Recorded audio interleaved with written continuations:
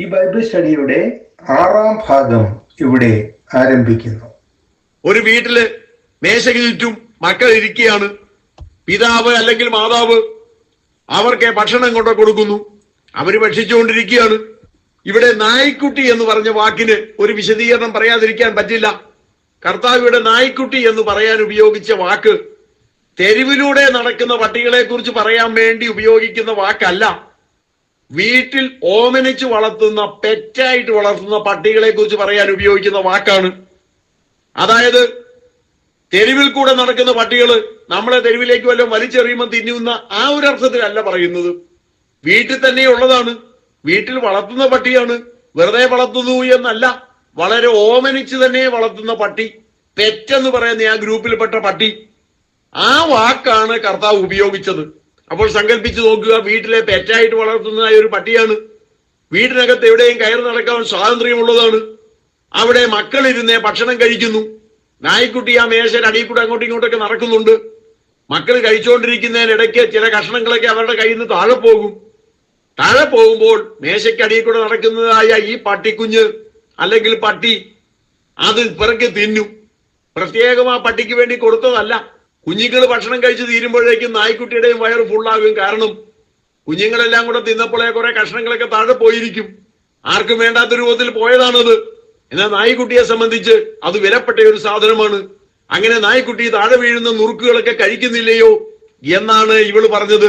അതിനെ അവൾക്ക് അതേ കർത്താവ് നായ്ക്കുട്ടികളും ഉടയവരുടെ മേശയിൽ നിന്ന് വീഴുന്ന നുറുക്കുകൾ തിന്നുന്നുണ്ടല്ലോ എന്ന് പറഞ്ഞു. അപ്പോൾ ഇവള് ഉപയോഗിക്കുന്ന വാക്കും അത് തന്നെയാണ്. തെരുവ് നായയെ കുറിച്ചല്ല ഇവള് സംസാരിക്കുന്നത്.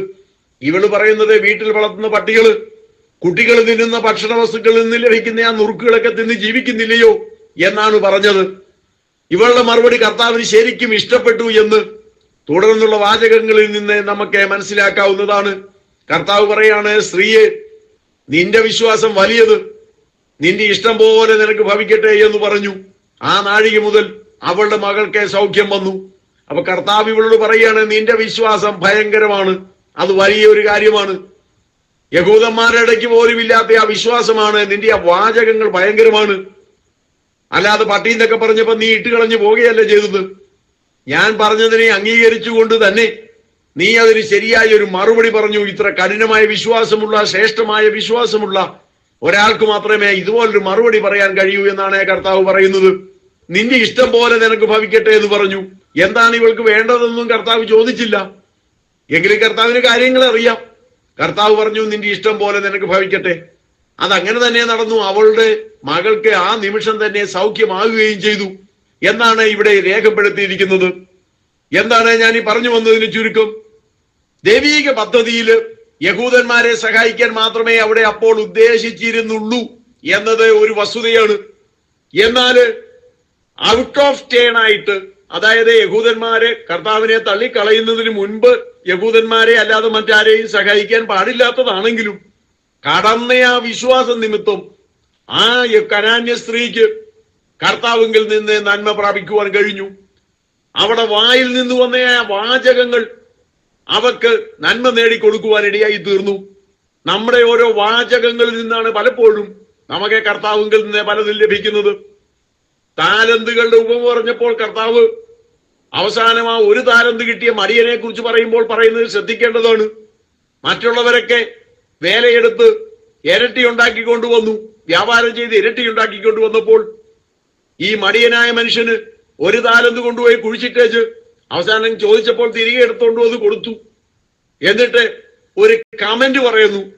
ഇവൻ പറയുകയാണെന്നിരിക്കട്ടെ, കർത്താവേ, എനിക്ക് വേല ചെയ്യാൻ അറിയത്തില്ല, ബിസിനസ് ചെയ്യാൻ അറിയത്തില്ല, അതുകൊണ്ട് നഷ്ടമൊന്നും വരുത്തിയില്ല, നീ തന്നതായ താലന്ത് ഇതാ തിരിച്ചെടുത്തോ എന്ന് പറഞ്ഞു കൊടുത്തായിരുന്നെങ്കിൽ പോട്ടെന്ന് വെച്ചേന്. പക്ഷേ ഇവന് അവിടെ ഒരു കമന്റ് പറയുന്നത്, നീ വിതയ്ക്കാത്തടത്തു നിന്ന് കൊയ്യുകയും വിതറാത്തടത്തു നിന്ന് ചേർക്കുകയും ചെയ്യുന്ന കഠിന മനുഷ്യനെന്ന് എനിക്കറിയാം. അതുകൊണ്ട് നീ തന്നതായ താലന്ത് ഞാൻ കൊണ്ട് ഒളിച്ചു വെച്ചിരിക്കുകയായിരുന്നു, നീ എടുത്തോളാൻ പറഞ്ഞു. അപ്പോൾ യജമാനന് അതേ വാചകം തിരിച്ചങ്ങോട്ട് പറയുകയാണ്, ഞാന് വിതയ്ക്കാത്തടത്തു നിന്ന് കൊയ്യുകയും വിതറാത്തടത്തു നിന്ന് ചേർക്കുകയും ചെയ്യുന്ന കഠിന മനുഷ്യനാണ് എന്ന് നിനക്കറിയാമല്ലോ. അങ്ങനെയാണെങ്കിൽ ഈ പണം കൊണ്ടുപോയി നീ എന്തുകൊണ്ട് പലിശയ്ക്ക് കൊടുത്തില്ല?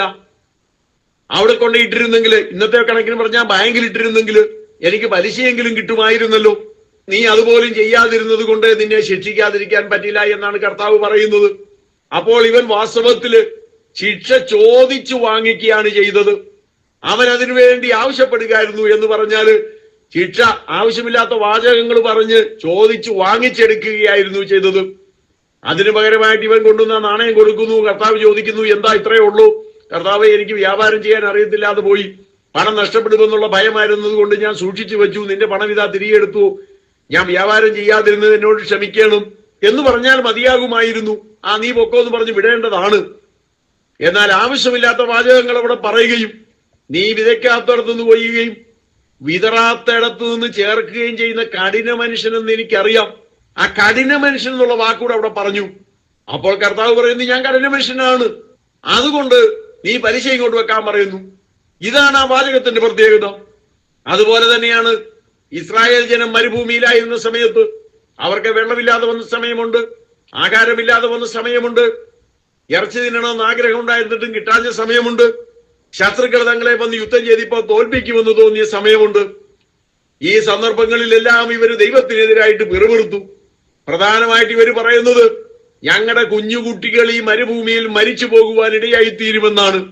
ഞങ്ങളും ഈ മരുഭൂമിയിൽ നശിക്കും, ഞങ്ങളുടെ കുഞ്ഞുകുട്ടികളും ഈ മരുഭൂമിയിൽ നശിക്കും, ഞങ്ങളെ കൊല്ലാൻ കൊണ്ടുവന്നിരിക്കുകയാണ് എന്നാണ് അവർ പറയുന്നതിന്റെ ചുരുക്കം.